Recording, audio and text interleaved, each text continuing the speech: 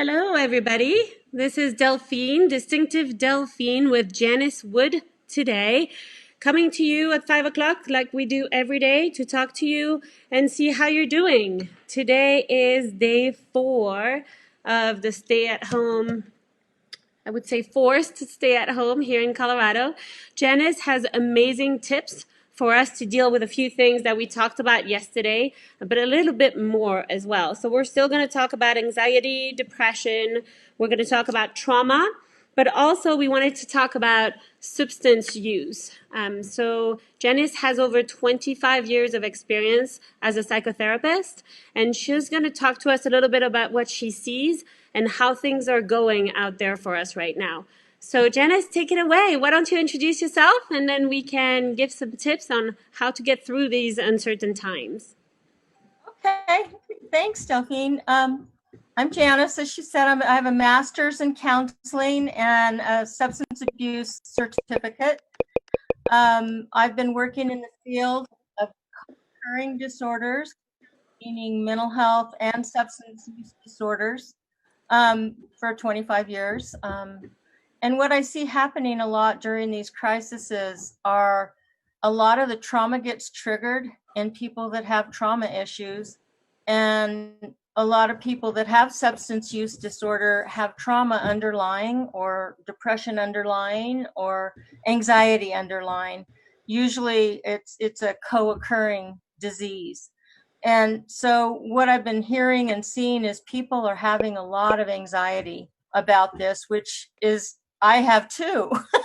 It's like this is new territory.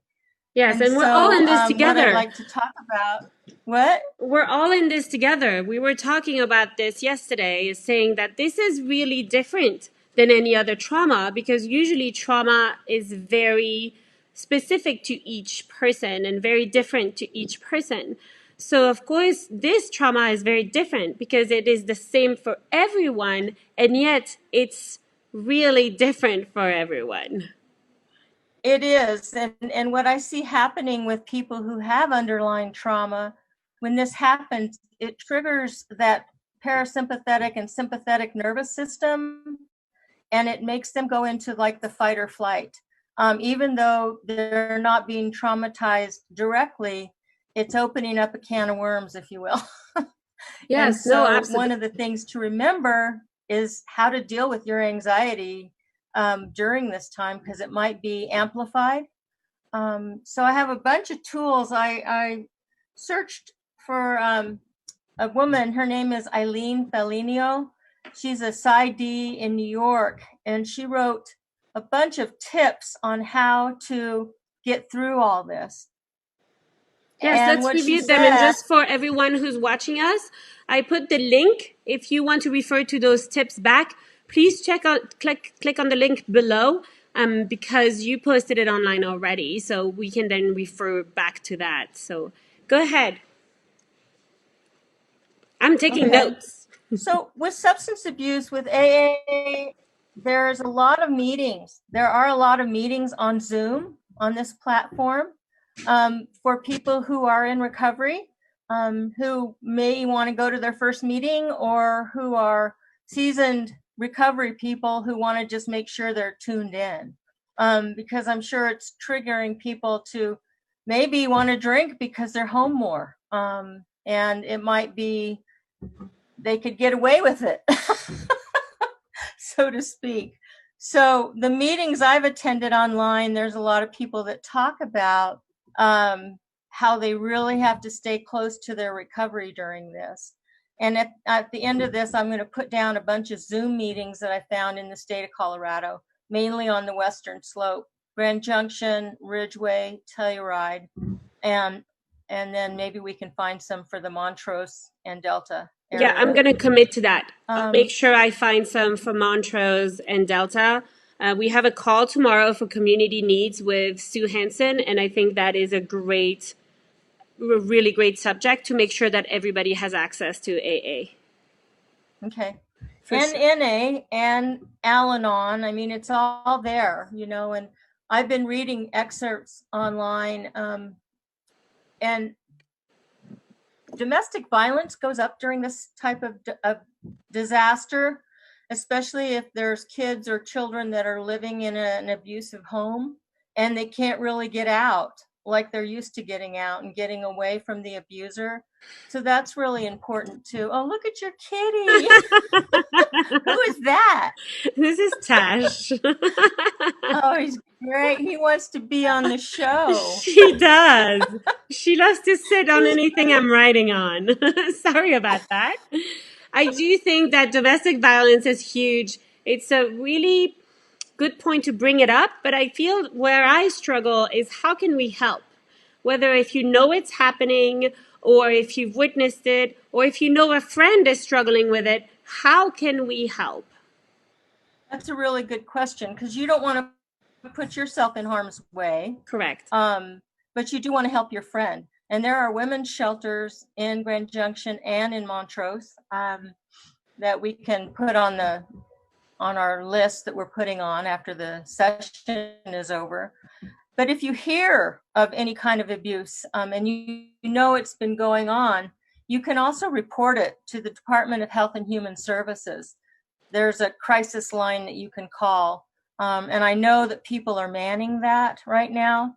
I don't know if they will go and do an investigation. I would hope they would, but I'm not sure, because of what's going on. So, so actually we were talking to CASA the other day, and maybe I'll have them next as my guest, because CASA was saying even if they are taking precaution and following really strict protocols, they are still going in home because they want eyes on the children. So at least for children, I know that. And maybe I'll get CASA next on here too next week. We're pretty busy, or the following, because I feel like it's so important to know these things in the community. Yes.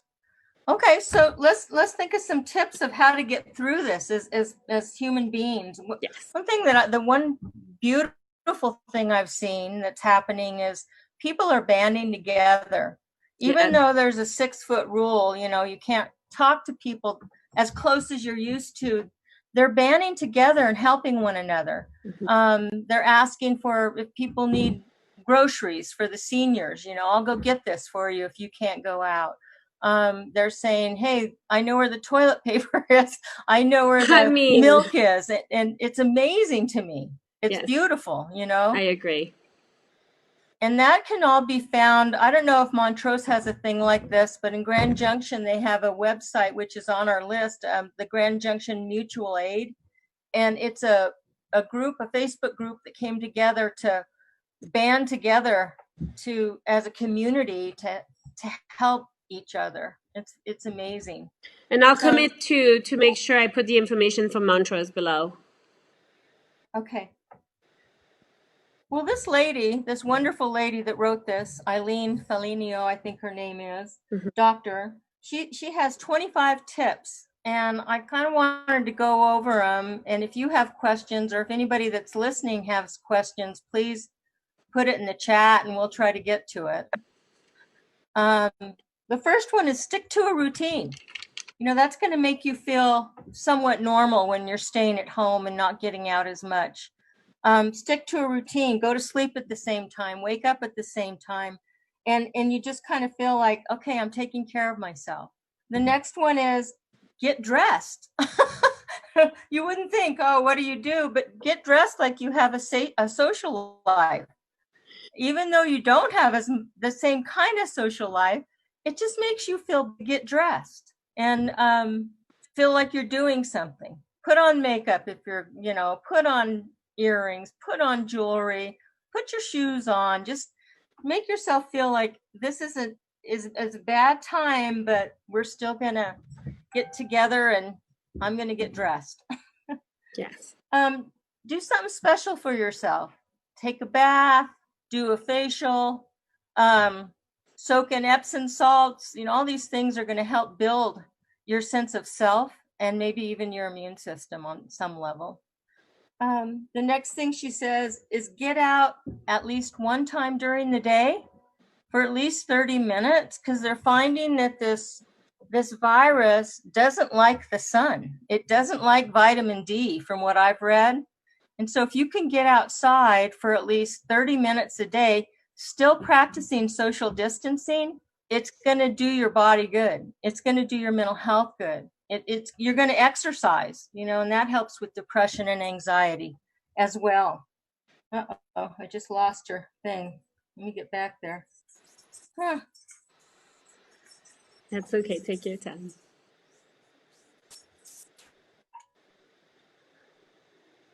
I like those tips for sure. We did talk about a routine yesterday as well. And what we find difficult here at home is, the children kind of like, so why do we have to wake up at a certain time? Why do I have to go to bed? I don't have school tomorrow. And I think it is crucial to stick to a schedule. It really helped us this week. The first week, I will tell you, we did not follow 80% of the schedule, and it was tough. But this week, we were a lot better at it, and it helped us a lot even get along better as a family, to be honest. Right, because they're used to being on a schedule. We all are, and especially kids. They get used to it, and they don't function as well when they don't have a routine. That is very true. And so I know that in a lot of schools, they're going to start doing the teaching tomorrow. Yeah. There's going to be, I know in Delta County, and I think Montrose and here, they're going to be doing the online teaching. The kids are going to go back to school on online. Yes. So that's going to help you parents. Yes, but also I think, a lot of people, teachers themselves are suffering from this too, because they love teaching. They love being in contact with their kids. So a couple of them called last week and double checked that we had the right internet connection, the iPad from school, and making sure that we could actually attend school, which I thought was great. And so with that said, though, they were all saying too, I miss the kids. We were talking about how the coronavirus was affecting Italy last week, and we didn't have a chance to circle back and say, oh my gosh, it's here. What do we do? So they feel like they can't be that support that they usually are for the kids. It's also hard on a teacher. A lot of people are saying, oh, they're not working. And it's not that at all. There really are. I see for every teacher that my kids is working with, they are all trying to engage the children. They're all trying to really make it happen, and that they stay on top of it, that the kids don't get bored. They're all touching base. They care, and they're working really hard to be creative and find ways to keep learning. Yeah, and my daughter is a teacher in Crawford, Colorado, and she spent the last 3 days putting together a lesson plan for online. She had to learn, as most teachers are learning, how to do this virtual, and it's virtual education, and they still have to meet the criteria that teachers are supposed to meet. So it was really tricky to put together a math lesson, in a history lesson, still meeting the core curriculum. Oh, for sure. So they're in a learning curve too. For sure. Absolutely. 100%. Yep. The other thing this lady says is to stay hydrated and eat well. Drink a lot of water, drink a lot of fluid, because if we don't know who has this thing, I'm not a medical doctor, but we don't know who's carrying this around because we all haven't been tested. So drink a lot of water, a lot of warm water, a lot of tea, a lot of soup, whatever it is, just stay hydrated and eat well. Don't go into the junk food. I know it's hard not to when you're home alone and you just want to eat to comfort yourself. It is so easy. Stay as healthy as you can. It is so easy. It is. And then develop a self-care toolkit. And what that is if you can think of it like a tool belt, and it can look different for every person.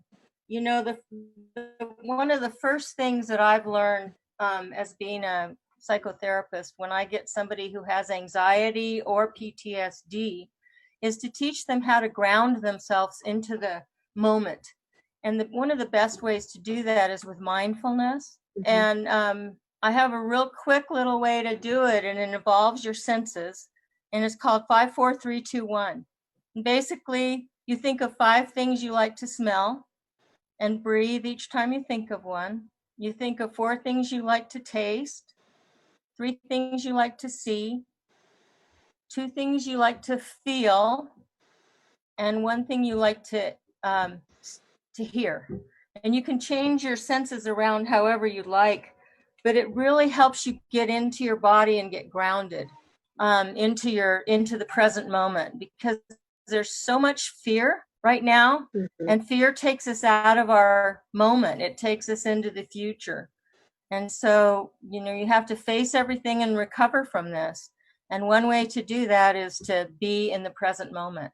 So mindfulness activities like meditation, or, doing something where you have to pay attention to it, will keep you really, really grounded into the moment. And so that's one of the best things for anxiety and depression. Another thing is to put on comforting music, or if you're starting to worry, smell lavender, just all these things.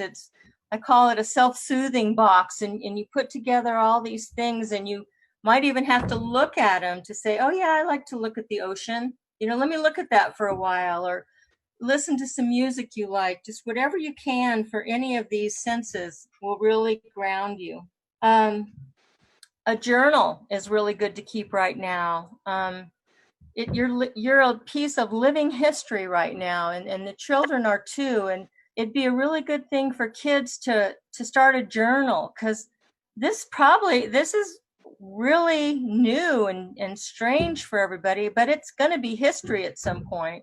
And so it'd be good to show your grandkids what you lived through, or to show for them to show their grandkids what they lived through, because this is just so bizarre. And their perspective on it at the time. That is very interesting. I really like that idea.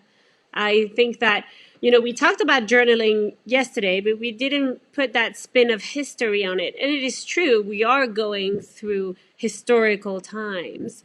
And to reflect back on it later and remember how we felt can be very beneficial just for us. Coped. Yeah. How we got through it. Look at how strong we are. We got through it. We did this and this and this, and we got through it. I love that. So that helps to put a different spin on it, rather than, oh my God, who's going to get sick, who's going to die, put a different spin on it, especially for the children, so that they know they're going to get through it. Bubble blowing is another mindfulness thing. I saw this great thing online too.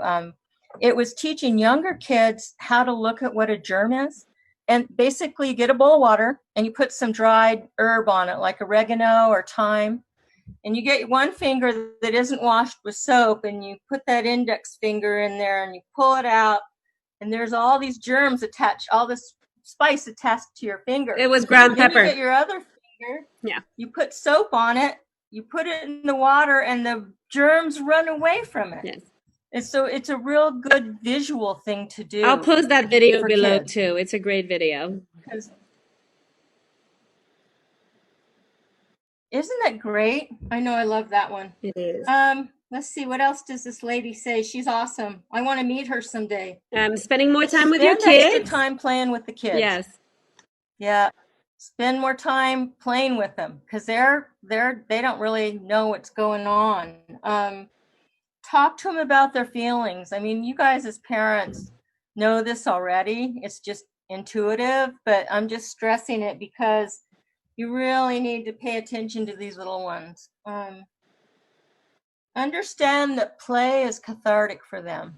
When they're playing, that's like their mindfulness. That's taking them away from all the stuff they're hearing on the news and the worry they hear in their parents' voice. So play is so cathartic. I was a play therapist for a really long time. I still am. And play helps you get away from the bad stuff that's going on in your life as a child. I love your cat. Thank you. She's never done this before. Now she's like, you're writing, you have a book. I need to sit on it. I need to lay on it. She's so And then I think the next one is also very important to me, because I think empathy is so important during these time. And I think her next point is to give everyone the benefit of the doubt.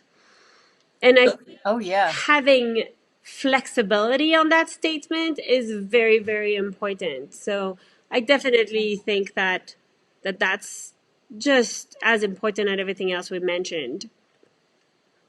Right, and especially to those people on the front line, that are the essential workers that have to be working.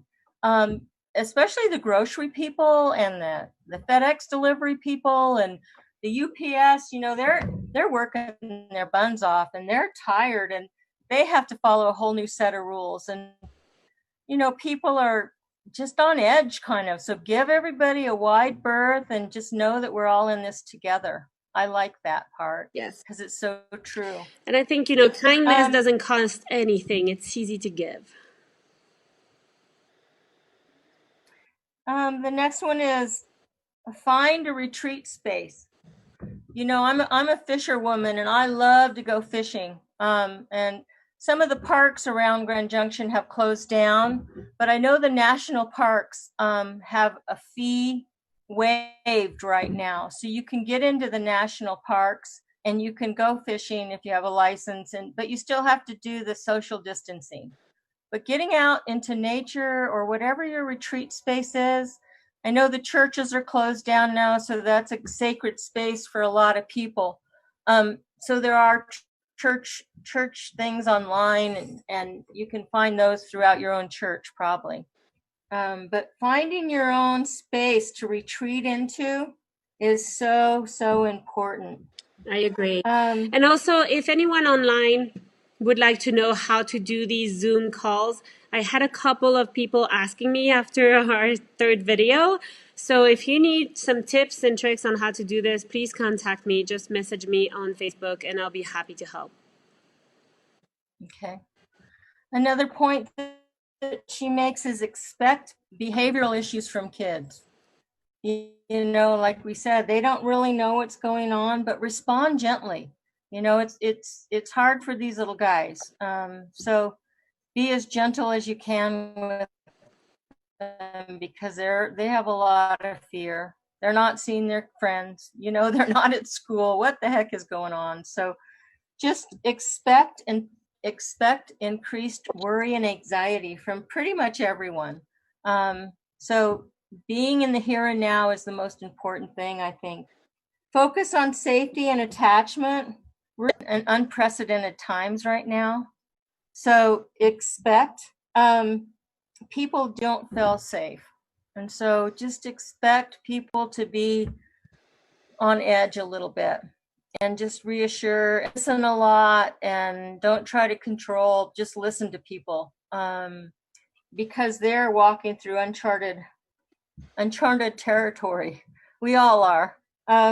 Lower your expectations of people and of places and of things and try to practice radical acceptance. And that's a term that comes out of dialectical behavioral therapy. And radical acceptance is just, okay, this is what's going on. I might not like it, but I have to accept it because I can't change it.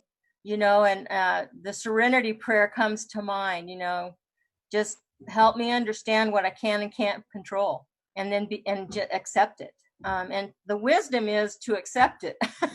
And that's really hard to do.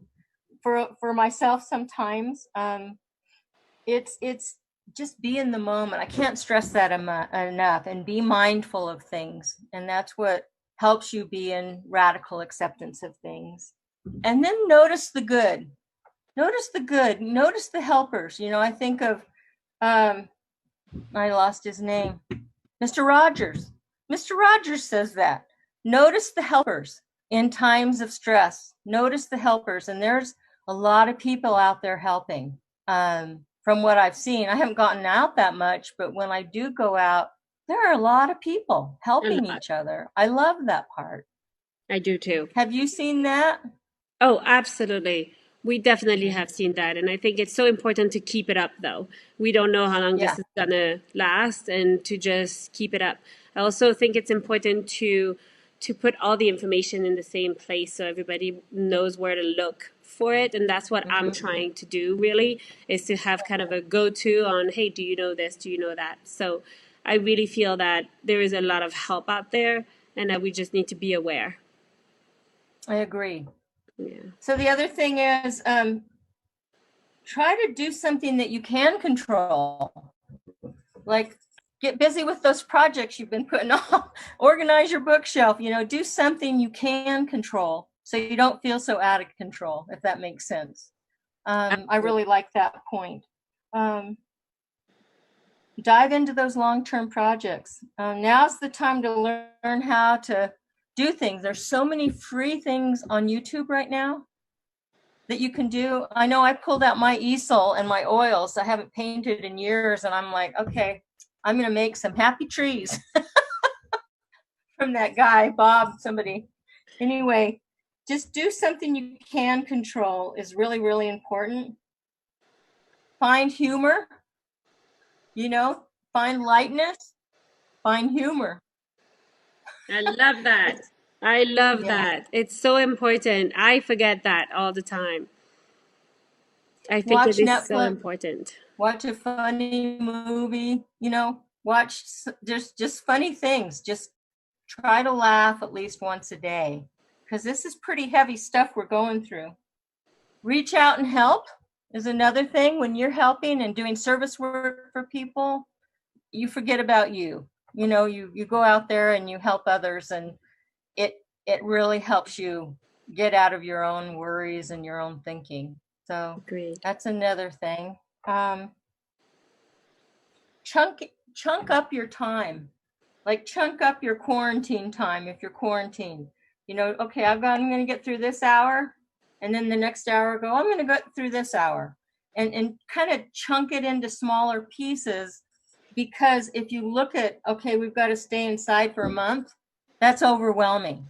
So if you can chunk it up, and go, okay, I got through today, I got through this afternoon. It's kind of what you do when you quit smoking or quit drinking. You chunk things up. You say, okay, I got through the first 5 minutes. Let's get through the next.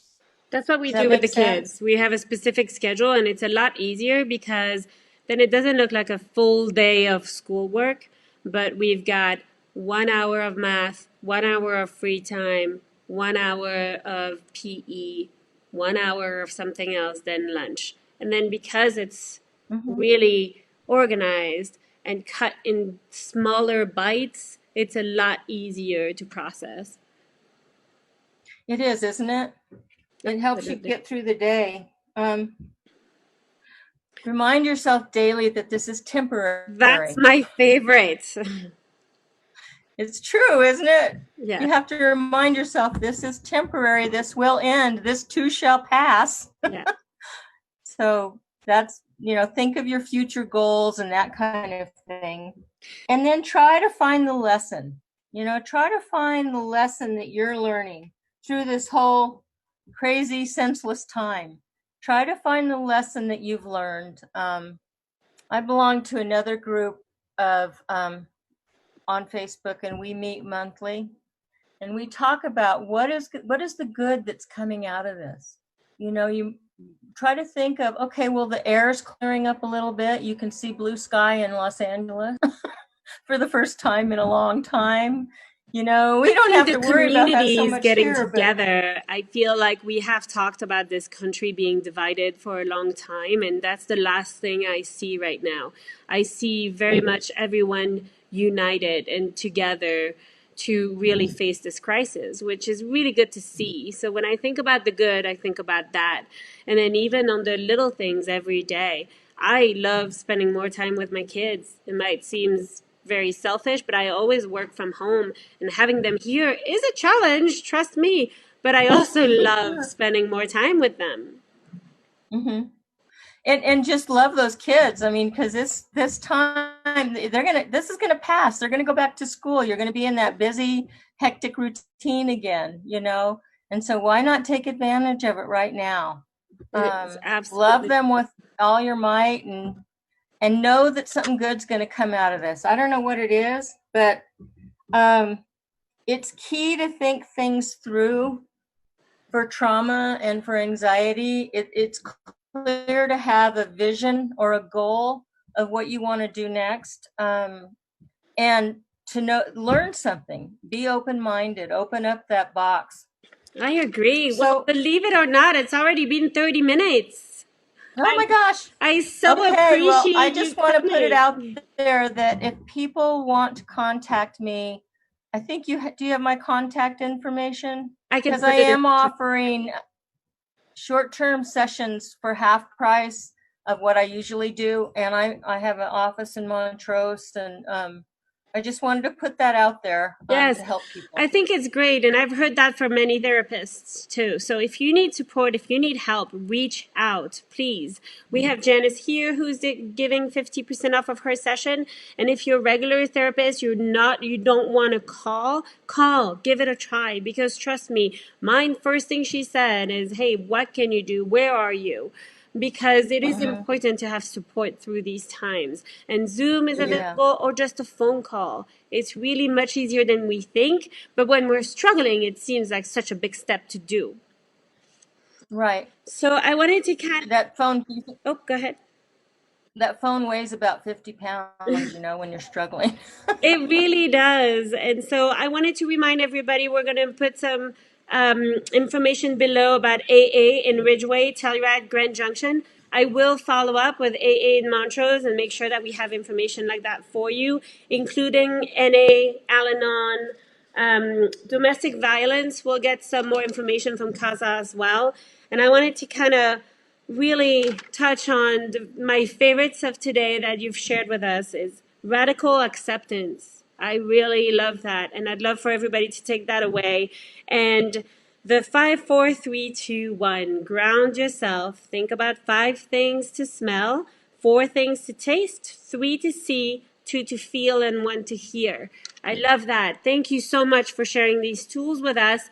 And feel free to replay this anytime, to share it with your friends, because we'd love for this to get out into the community. So thank you so much for your time. I really appreciate it.